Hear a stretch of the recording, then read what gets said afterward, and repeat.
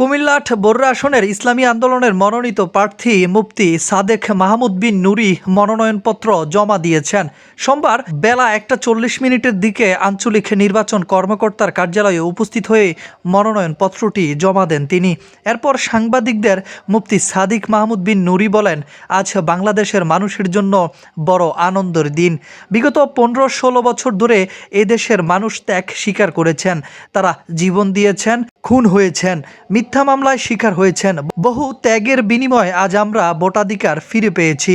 মানুষের অধীর আগ্রহের নির্বাচনের জন্য অপেক্ষা করছি।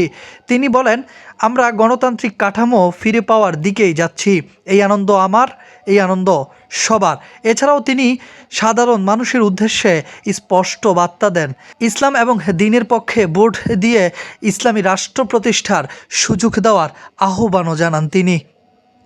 মোহাম্মদ রাকিব, জাগ্রত টিভি। সম্পর্কে আল্লাহ তাআলা মরার পর জিজ্ঞেস করবেন যে তুমি সঠিক জায়গায় ভোটটা দিয়েছো কিনা, সঠিক মানুষকে দিয়েছো কিনা।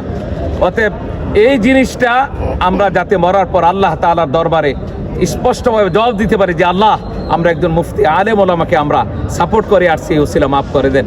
আল্লাহ তাআলা চাহে তো এই উসিলা মাফ করে দিতে পারেন।